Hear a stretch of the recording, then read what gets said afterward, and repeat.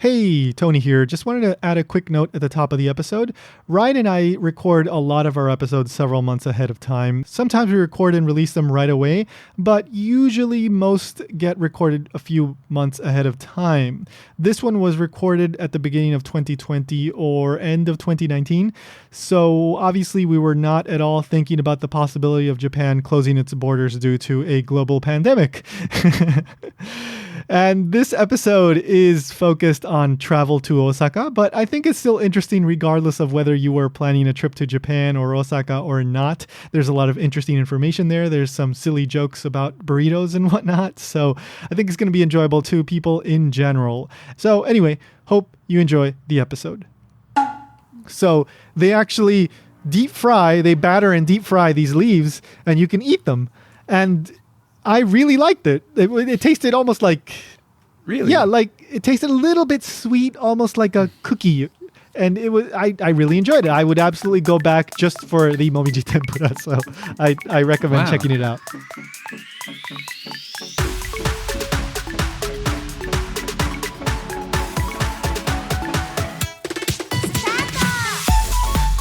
Welcome to Ichimon Japan. I'm Tony and I'm Ryan. All right, so Ichimon means one question, and every episode we ask one question about Japan. So today's question is, what are your favorite places to visit in Osaka? So both of us have experience living in Osaka, right, Ryan? Yes, I lived there for about 4 years, from 2008 to 2012. Yeah, and I lived there for a year, but I also lived in Kobe, so I was in Kobe for 3 years, and I would often still go to Osaka because I still had friends and, various reasons to go to Osaka, like go get burritos. Yeah, they have the one burrito place in all of Japan. Yes. It's still there, and I still go there.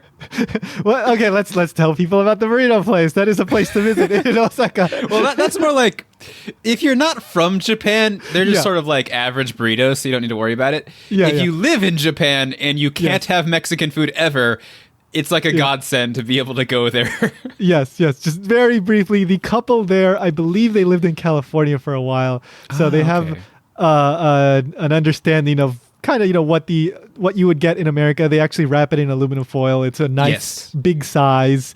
Very affordable. It is like an authentic burrito. I would say average quality, but it is a real burrito, which is very rare.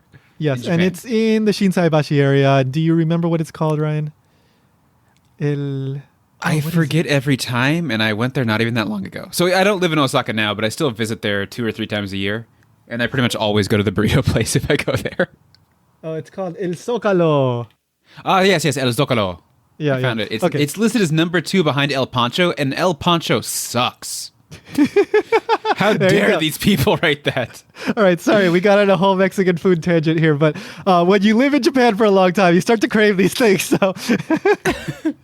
So, but if you're just visiting, then you don't care about this. So let's get back to the more typical places you would want to go. So, of course, there's plenty of places to visit in Osaka. Are we leaving in my complaint about El Pancho? You can leave that. Yeah, we'll live with El Pancho. It's not terrible, but it's like, just to be fair to them, like that was the first place I found in Osaka, and I went there like all excited and was like, oh, this is what you're calling Mexican? Okay. Yeah. Okay, so just, again, I don't want to stick on this tangent for too long, but sometimes you go to a restaurant in Japan that serves food from another country, and it's very disappointing, but the food is not innately bad. That is true. The food is not necessarily bad. It's just not what you expect. Yes. So real quick example, we went to an El Torito in Osaka also, and nothing on there was Mexican. It was all like Japanese inventions. For example, a friend ordered what I think they called a Mexican pizza, which was just a quesadilla, but like open. Yeah. So just a tortilla with cheese on it, basically, but not folded over. Right. Yeah, and that's good. It tastes good. Yeah, I mean, it's still just cheese in tortilla, but when you have like, the craving for something and that's what you get, you're like, that's not what I ordered. Yeah. So, okay. Again, let's get back to the Osaka tourist sites. All right. So, Osaka, plenty of great sites. There's, of course, Osaka Castle, Osaka, the park around Osaka Castle. That's a great place to just wander around and watch people, like, I don't know, practicing the trumpet and hanging out and doing stuff. Yeah, I've actually seen lots of, like, unrelated performances in that area that were really interesting. Like a Okinawan dance troupe came there once and was doing really interesting, like, synchronized dancing. So even if you don't go to the castle, really cool things there. Yeah, just wander around. And inside the castle, there's a museum. It's a rebuilt museum. It's not original, but it's still a cool place to visit, especially if you don't have time to make it out to, for example, Himeji Castle or, any of the other, well-known castles that are not necessarily in that immediate area, but, Osaka's a great option. So you have that. Then, of course, you have the Umeda area, which is around the Osaka station. The basically, that's one of the hubs of Osaka. And there's tons of shopping and restaurants in that area. Really, that's just like a commercial district. Yeah, it's a good, like, hangout place.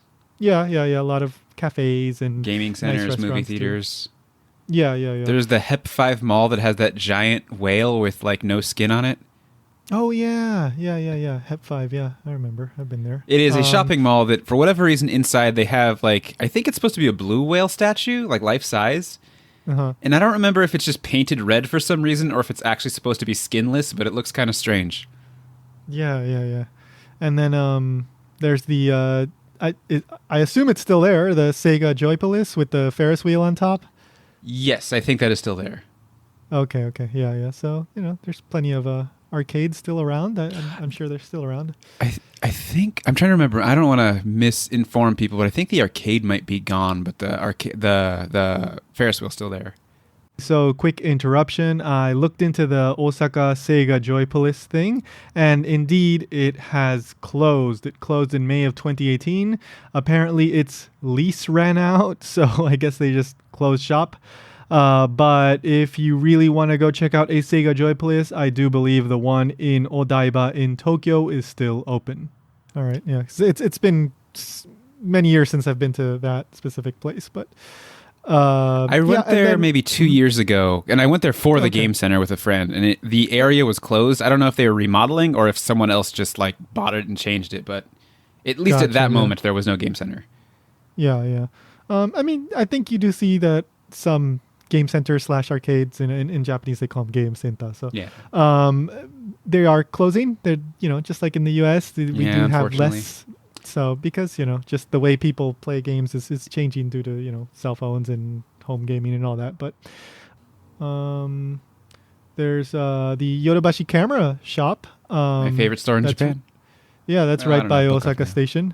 It's a very big shop. It's got plenty of stuff to spend your money on. There's a big gacha, the capsule toy section, and there's the restaurants at the top. So yeah, plenty. There's a Shonen Jump store, I believe, if that's still there. The Shonen Jump store. There's definitely one right next to Universal Studios.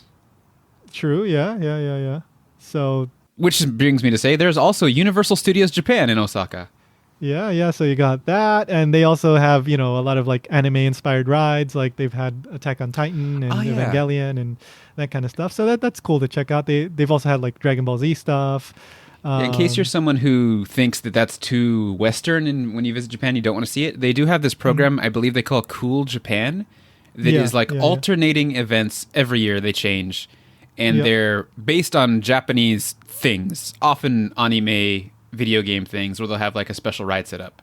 So, for example, 2 years ago, I went, and one of the rides was the Final Fantasy ride. It's already gone, though, unfortunately. And it was actually a VR ride. So it was an actual indoor roller coaster, think like Space Mountain, but you wore a VR headset. So it looked like you were flying through the worlds of Final Fantasy. Right. And the summer 2020, right? There's opening up the Nintendo World one, the Super Nintendo World, I believe it's called. Hey, just wanted to add a quick update on the status of Super Nintendo World. It was originally supposed to open in the summer of 2020 in order to coincide with the start of the Tokyo 2020 Olympics. That got delayed, and the opening of Super Nintendo World also got delayed. All we know as of mid-2020 is that it has been delayed indefinitely. So that's another cool thing to go check out. I'm planning to go to that when it opens. Yeah, I'd like to go check it out. I went one year for the Halloween, what is it called? Horror nights or something like that. Something like that. Yeah, and I did not enjoy it because it was all rainy, and I ended up just getting wet shoes, and just it was an unpleasant experience. That's the horror. It's like real life horror. Yeah, it's like, ooh, your shoes will get wet. Oh no! Bad weather. You paid a lot to come in here. Yeah, and you will catch a cold the next day. That's some real horror right there. Anyway, so there's also, of course, the whole Minami area. So that's just a quick subway ride from the central Osaka, Umeda area. It's about 3 or 4 stops, I think, on the subway station. You can get off at Namba or Shinsaibashi. There's a few different stops there that you can get off at, and that's tons of stores and shopping. There's again more arcades, game centers, great food places too, and there's perhaps one of the most I guess famous places in terms of pictures, Dotonbori with the Glico guy and the bridge, right? Yeah, it's also got that like animatronic crab dude. Right. Kanidoraku, yeah. So it's the big. Often when you see pictures of Osaka, you'll see like the neon Glico guy, like crossing the finish line, and the big crab that moves too. If a Japanese movie ever wants to show that it is taking place in Osaka, the establishing shots will be Glico-man and the bridge and the crab. Basically, yeah. And maybe the Tsutenkaku. Yeah, right. That's well, we can talk briefly about that too. But I'd say that's like the Shibuya Scramble Crossing, like Osaka version. And I believe you can go on little like boat tours, so it's over like a little river, and I think you can take tours that go through up and down the river, so you can see all the stuff. It's really nice, lit up at night. Yeah. So I'm not 100% sure if they still do this, but up until definitely like 2-3 years ago, I remember actually writing an article about this. But on New Year's Eve, you'll see young people like jump into that river, like in the Dotonbori area, and it's cold. It's really cold at that time. So yeah, especially winter. Yeah. And I think actually there's been at least 1 or 2 cases of somebody dying from that. They just end up drowning. So it's not encouraged at all. But it wouldn't surprise me if every once in a while you still see some guys, 20-year-old guys or whatever, jumping in. So yeah, that's another fun area. But being that we both lived in those areas, we in Osaka rather, we've been to those places many times. But I wanted to highlight a few lesser known places too, and so wanted to bring up a few of those. Ryan, can I do one more famous one, or maybe it is lesser known? I don't know. All right, well let's. But one place that is famous, at least within Japan, even though probably not famous without a Japan, is there's an aquarium called Kaiyukan. Oh yeah. Of course, yeah. It is a very, very large aquarium, and its main attraction is it has whale sharks. Yeah, and which are pretty rare to have in captivity. Yeah. It's a very interesting architecturally. So you start at the top and you spiral your way down, like around this huge central tank, which is where the whale shark is. Yeah, there's many smaller tanks like on the outside of the spiral, but you are pretty much on a walkway about 3 floors maybe, going around one gigantic central tank that has the whale shark and other large things. They used to have a very big manta ray. Yeah. Like 8 foot big. Yeah. And and then right by there's a huge Ferris wheel because Japan loves Ferris wheels. Oh yeah, that's nearby, huh? Yeah. And that one, if I remember correctly, that one changes color depending on the weather. Although I don't think... Is it that one? I think it's... I don't know if it's weather, but I know the Yokohama one's the one that changes color. Yeah, I think... Yeah. They all have their own little things, but that is... I may be wrong on that one. But anyway. I'm actually also realizing I don't think I've been to that Ferris wheel at night time, so where you would see the lights, so I'm not positive. Yeah. I've never actually ridden that one. I mean, I don't know. I have ridden the Osaka one. Yeah. What? It was terrifying. Really? It's like when you get up there, it's way higher than it looks from the ground. Oh, okay. So these aren't like carnival Ferris wheels like you might be used to in America. They were like, I believe they were built trying to make world records, and they're huge. Yeah. That one is a particularly big one. I think it was the biggest when it was made in like the 80s or something, but now it's not. Another very big one is the one in Odaiba, right, in Tokyo. Yeah, that one is also. Yeah, then Pallet Town, which we passed through there this past summer, but all right. So, here's one that perhaps not too many people know about, although, if you've been... The other burrito shop. So the other burrito shop, let me tell you about this one, all right? So you go down the subway at Namba Station, and then you have to knock on this door like 5 times, all right? And then the guy's going to come out, and he says, "What you want?" And then you have to say, "You know what I want." And then he stares at you awkwardly and closes the door. God. All right. No, we're not talking about burrito shops anymore. Anyway, so Minoh. Now, Minoh is a city north of Osaka, and you can get there in about 30 minutes. And I was reading about it in English, and they compare it to Takao-san in Tokyo.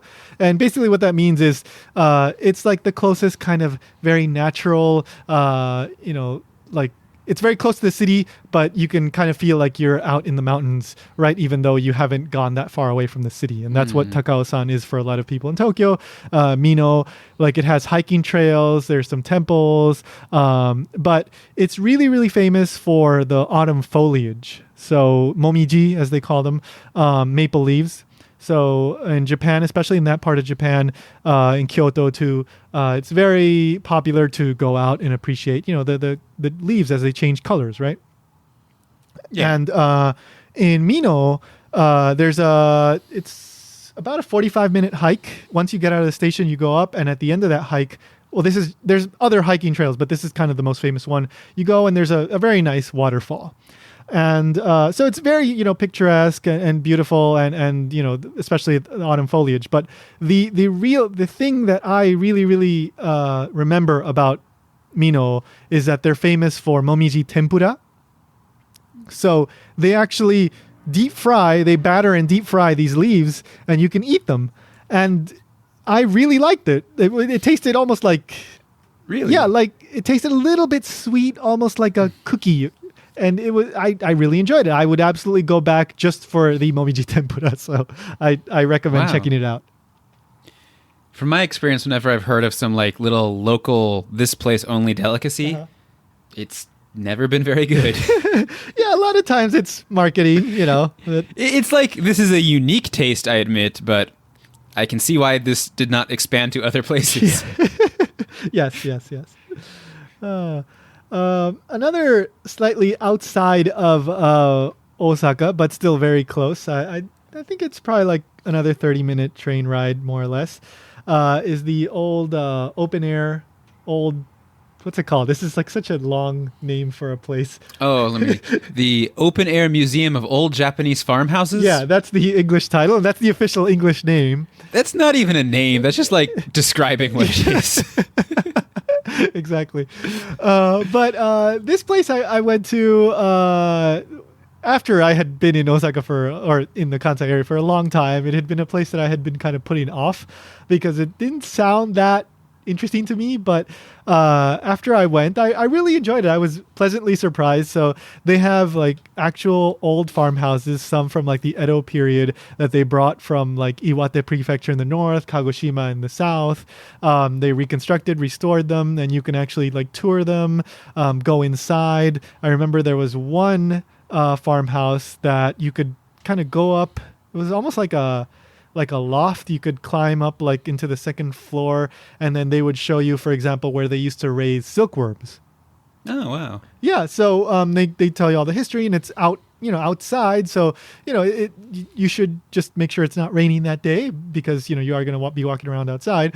But it's just a nice change from, the typical indoor museums, of which there are plenty. But and you get to see stuff parts of Japan, not just like that Kansai area. So I recommend it. Maybe it's not at the top of the list of places that you have to go, but it's definitely one of these pleasant places you can go to that are not at the top of everyone's list. It is interesting to go to the not as mainstream locations occasionally because you find some really cool things. Yeah. And oftentimes you go expecting not much, and then you realize, oh, hey, I really enjoyed it. Yeah. Hey, so first of all, thank you so much to all the wonderful patrons who make this show possible. If you want to support the show, you can do so by joining the Patreon for japankyo.com. Just head on over to japankyo.com/Patreon.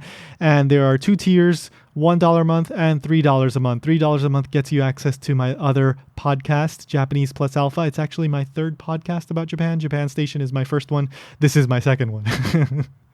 So again, japankyo.com/Patreon. Also, speaking of Japan Station, the latest episode of Japan Station is episode 42.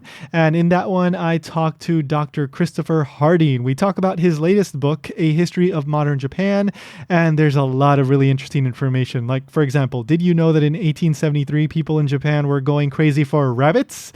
Yes, there was a rabbit craze going on in 1873. So we talk about that and a whole bunch of other stuff. So you can find that at japanstationpodcast.com or wherever you get your podcasts. All right, we're back. So let's get back to it here. So we're going to start with another place that I think is fairly well known among a certain group of people, but maybe not that well known overall, especially because it's often overshadowed by Akihabara, but Dendon Town. So, or Nipponbashi. Yes. People do call it by both names. I think the more proper place name is maybe Nipponbashi, but Dendon Town is everybody knows it. Could you explain what Dendon Town is, Ryan? So it's similar to what you said is Osaka's version of Akihabara, which is basically, I believe originally it was strictly like a tech shopping area. So you could buy computers, microchips, motherboards, and all that kind of stuff. But over time has gained a big share of otaku nerd culture shops. So it's the first place in Japan I ever encountered a maid cafe.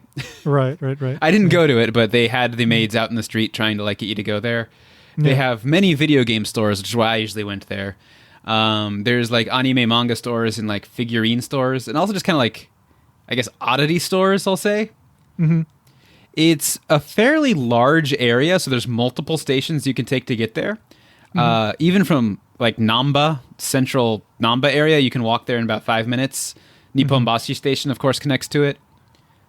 I tend to swing by there every time I go to Osaka, mainly because I'm still like a classic video game fan, and there's some shops there that sell like Famicom, Super Famicom games with great selection, really, really cheap. They also, since I do lots of things like this, I'm now realizing, there's the most amount of Magic shops I'm aware of in Japan, because I'm a player of Magic the Gathering. And it's the only shop I know of that has like D&D materials. Oh, wow. Huh. That's cool. I didn't know about that. Yeah, so it's not even strictly like Japanese otaku things. Like anything nerdy indoor gaming stuff you can find there. Yeah. Like if you want to get like Settlers of Catan or something, that's probably the best place to look.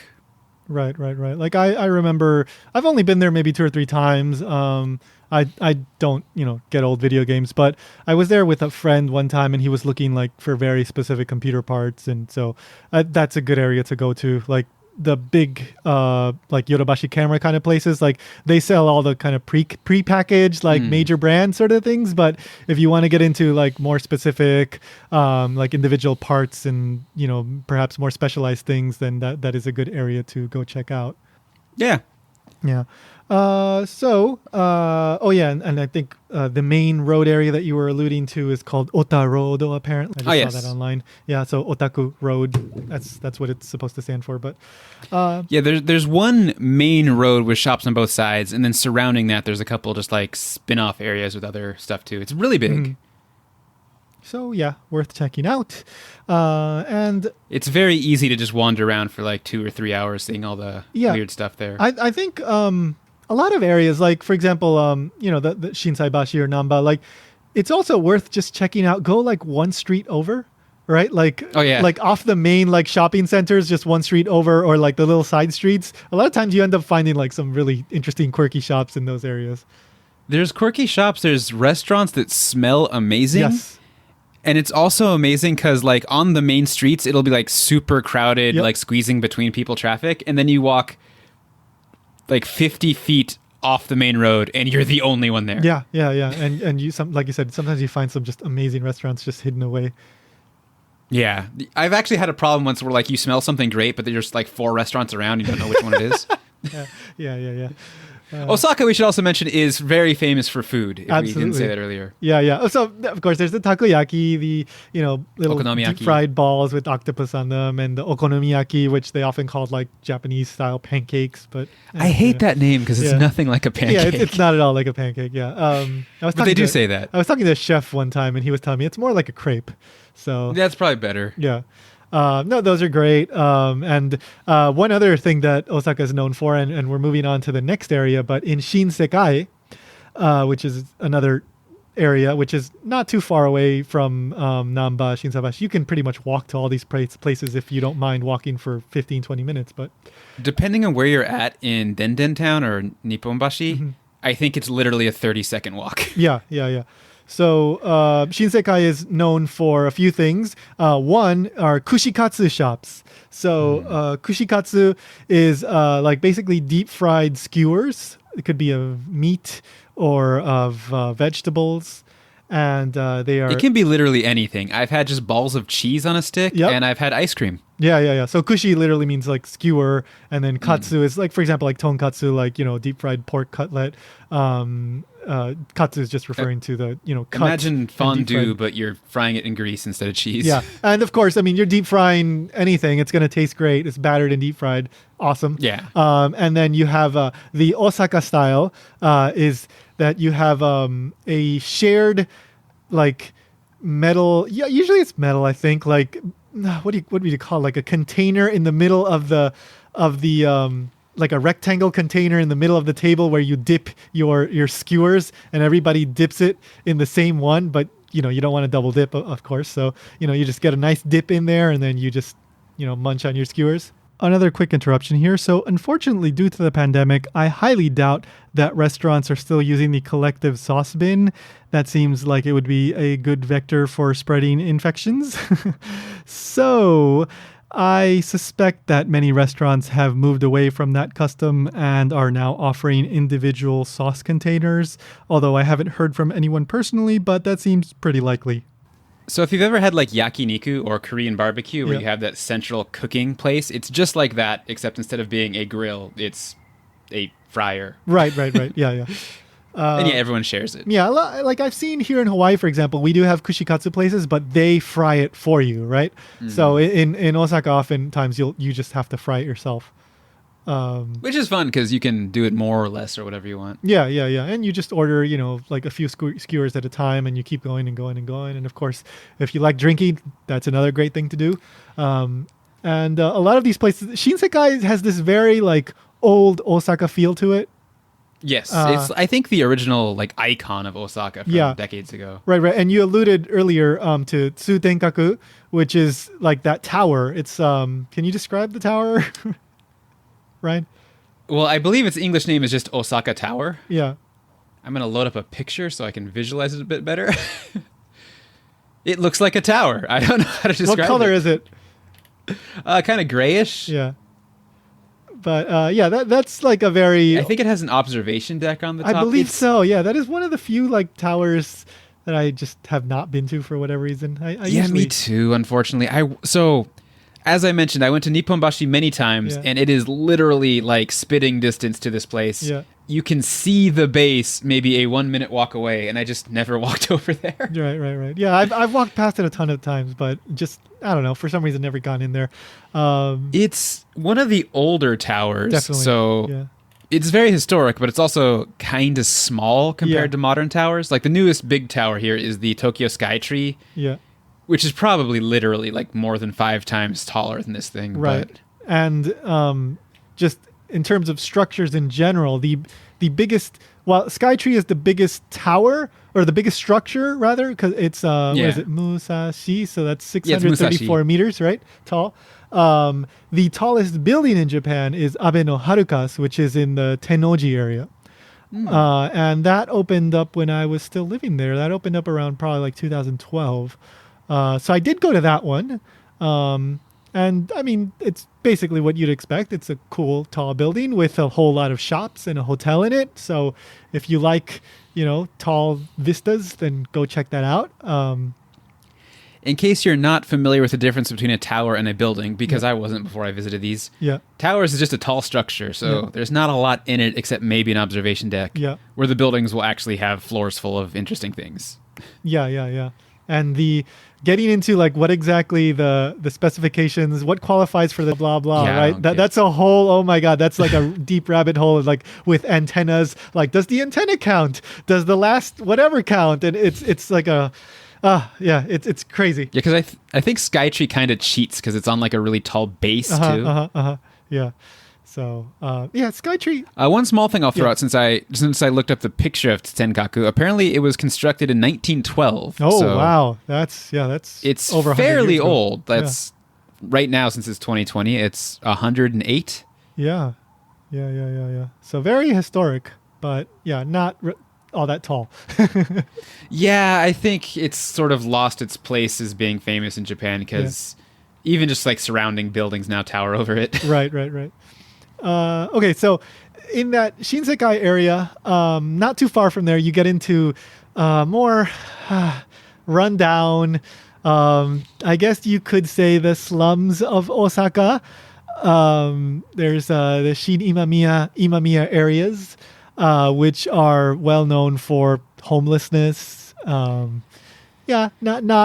all that much to see in terms of tourism, but it is a peculiar area to, maybe if you really want to see that side of Japan, you can walk through. And in the grand scheme of things, it is still quite safe. I have walked through those areas many times with my friend who was larger and more muscular than me, but nevertheless, I wasn't, it just so happened to be that way. But we never felt like in danger or anything like that. But it is just a wake-up call, so to speak. Like, Japan does have these areas.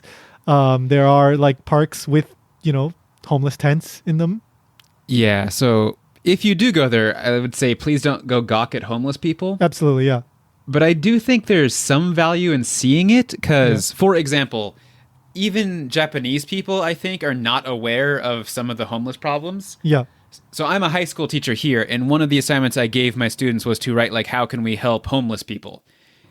And not all, let's say 90% wrote as if they were assuming they would be sending money to another country because Japan has no homeless people. Yeah, definitely. Because their solution was like, we should send money to Africa. We should send money to America. And it was like, when I wrote this, I meant like the homeless people in Japan. Yeah. Are you guys not aware they exist here? But I think Japan has the reputation for being this kind of like high-tech modern wonderland, and people forget that there are still slummy, unhappy areas too. Definitely, yeah. So that's just something to be aware of. You really don't have much reason to be in those areas. So that there's lots of cats. Yeah. I don't know if you want to go see a bunch of cats. Yeah. Anyway, so back to more typical kind of. Well, no, you know what? I would not say this is a typical tourist spot because the vast majority of people would probably not go here. But this is a place that I really liked when I went. It's called Tsuruhashi. And it's there's a Tsuruhashi station on the loop line, and it's basically a Koreatown. There are, of course, many descendants of Koreans in Japan in general. One area in which there's a high concentration is in this Tsuruhashi area. And that is a whole complicated issue involving Japanization and the inability to become a Japanese citizen despite being born in Japan. But some of them are like great-grandchildren of people who've never lived anywhere else but never Japan, been to Korea, don't speak Korean, and yet they've lived in Japan their entire lives, born in Japan, but they can't get Japanese citizenship. So, yeah. But Osaka has a Koreatown, which was just really interesting to me because, it's so different. If you're just a tourist going to Japan to see Japan stuff, maybe this isn't so interesting to you, but there's a whole like covered shopping area, which tons of like little shops and import stuff from Korea. There's some great food, great like Korean restaurants, and little like food stalls. So if you're into that sort of thing and you're in an extended stay in Japan, I highly recommend go checking that out. Sounds great. I've never been there, but I think maybe I'll look for it next time I go over there. Yeah, definitely. Some great food. Back to a slightly more typical experience, Japan experience. There's also the Osaka Mint Bureau. It's called the Zoheikyoku in Japanese. And you can go there to check out like their museum. They actually, they're involved with the minting of coins. And I have never been to their museum, but the thing that they are most well known for is during the Hanami season, during the Sakura season, the cherry blossom season, they open up their garden, they open up the gates, and it's free. And you can walk through there, and they have just like, I think over 300 cherry blossom trees, and they're slightly different varieties from what you typically see. So they bloom a little bit later. So if you miss the main season in Osaka for cherry blossoms, check this place out because in case you're not familiar, the normal season would be like early April. Right. So usually it starts in like late March to early April. This place opens up about a week or two after that. So like mid-April? Yeah, it might be around April 10th, mid-April. It always changes depending on, the weather. Yeah, depending on how cold the winter was, things can be moved up or back a week. Yeah. So again, it's called the Osaka Mint Bureau or the Zoheikyoku. The way they have the cherry blossoms laid out, there are parts that are kind of like a little tunnel because the branches are kind of like, hanging over you as you walk through them, and they drape down. It's beautiful. It's a wonderful place. And of course, like any kind of festival or cherry blossom, viewing area, there's plenty of food stalls and plenty of people just having a nice time and walking through and enjoying the cherry blossoms. Sounds cool. Yeah. So there's plenty of other cherry blossom, viewing areas in Osaka too. But that's one of my favorite ones. I like it for some reason. It's just a very nice place. But yeah, those are some of the places that I particularly like, or that I guess maybe people might be interested in. Can you think of anything else, Ryan, or do you think we got? Well, there's this other burrito shop actually now. Oh, it's hard to remember areas. Like there's certain shops and certain restaurants I liked, but those are much harder to describe like on this. Yeah. No, there's tons of great food in Osaka. There's tons and tons of great foods. And you could just look that up. There's just depending on what you want. But of course going off of that whole like sometimes you want to explore like the little side areas. In Namba, one time I was just going off on one of those little side streets, and I found like a little fish market. I can't remember the exact name of it, but I ended up having like a nice like bowl of, I think it was like maguro, like tuna and rice, and then it was just very good stuff, fresh fish, and it was like right behind like another like big arcade.